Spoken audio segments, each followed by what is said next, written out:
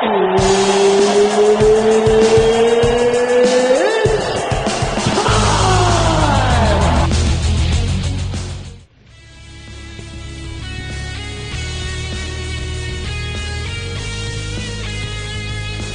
this is Paul the Model Lazenby, and you're listening to AngryMarks.com. All right, welcome back to the show, everybody, and it's my pleasure and honor to introduce our next guest. Mesdames et Messieurs, put your hands together for the one and only Patrick, the Predator Cote. Patrick, how you doing tonight? I'm pretty good, man. Your French is not that bad. I'm actually from Ottawa here, so I'm pretty close to you, but je parle français un petit peu. Ah, c'est bien, c'est bien. Actually, I'll give you a little history. Myself and Stevie J, we actually met up for the first time in person for UFC 124, and we threw out the idea of doing an MMA podcast, and here we are over a year later, and one of the fighters I've always said I wanted to have on the show was yourself, so finally had you on. Yeah, sounds good, man. Should be fun. Good. All right, so my first question is, how did you get the nickname The Predator? That's a really badass nickname. Yeah, but actually, it's from my first team. When I was training in Quebec City, first of all, when I started, I was really, really bad. I was probably the worst fighter ever. But, I wanted to be good, and I wanted to train. And every time, at the end of every practice, every training, even if the training was done, I always wanted to train more and having another training partner and all these things. So that's why they called me the Predator. They gave me this name, and I kept it.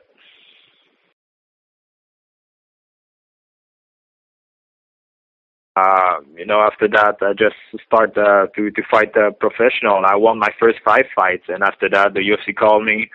And I had, I was very lucky because Guy Mesger got a stroke, and I replaced him to fight Tito Ortiz. So that's why, I made my name with this fight, and that's why I'm here today, and I'm doing that full time. Now, I'm assuming you're good friends with Georges St Pierre. How did your paths meet? Did you meet at TKO? Yes. Actually, we're all from there. We're me, George, David Loiseau, Sam Stout, Mark Comenic, Jonathan Goulet. We all fought in TKO this time. And first, George was with Brazilian top team too a couple of years ago before switching to TriStar full time and with Renzo Gracie. So we used to train a lot together. We used to train in Victoriaville too with Team Legion. So, we became very close because of that. And after that, he just changed teams, and that's it. But we're still good friends. There's no bad blood between us. We just don't represent the same team. Now, Patrick, I know that you've got 3 straight wins of late fighting in Ringside MMA and Instinct MMA. And I'm wondering, do you want to continue to fight on the independent scene, or are you hoping that if you string enough of these wins together, you'll wind up back in the UFC? Well, for sure, the goal, my main goal is to be back in the big show, to be back in the UFC. I'm still young. I still have a very good fight in me. I can give a good fight. I still think that I'm a UFC level fighter. I had a couple bad fights, and that's why the UFC fired me. But I'm really good relationship with the UFC, and I know if I do the right thing, I'll be back in the big show. The thing is, the only problem, the only power I have, it's to win the fight, and that's what I'm doing now. I'm going to Brazil now. I'm going to fight Gustavo Machado and try to put but I'm going to put a 4th win in a row and put more pressure on the UFC to have the call back. There's a lot of fans, a lot of people on the internet there. They talk about that. They want me back in the UFC, but I'm not going to beg anybody to be back in the UFC. I'm going to do my thing. If the thing happen.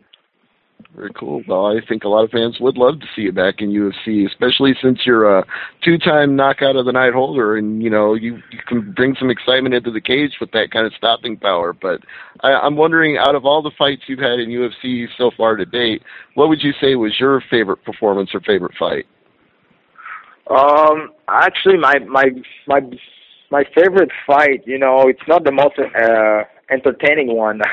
That was against Ricardo Almeida, because because of the style of the guy. You know, a lot of people was underestimate my ground game and my wrestling, and in this fight, you know, that was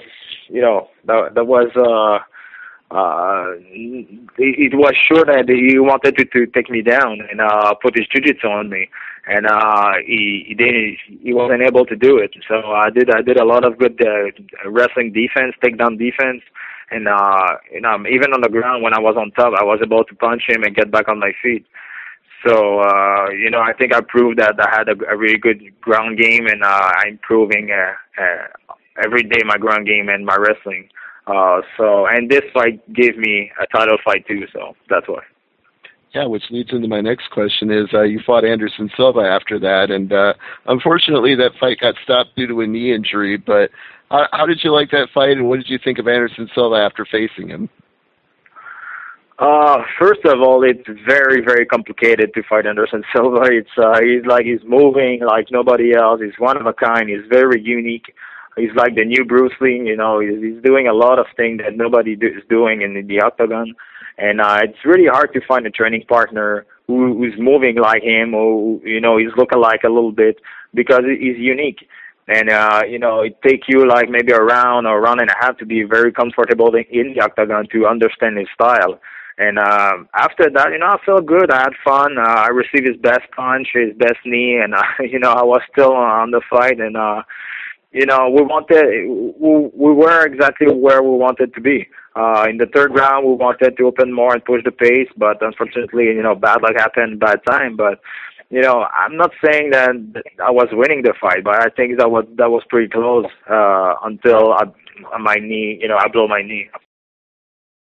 To it live, if you catch a quick download, you can join the pool before the pool closes at noon tomorrow, so probably too late for you, but tinyurl.com/AMP2012. So, hey, if I get some highlights of our Patrick Cote interview up on our YouTube channel, youtube.com/AngryMarks.com, then I'll put that plug in right at the end so people will know if they listen to our interview tonight, they still have time to enter the pool between now and noon tomorrow.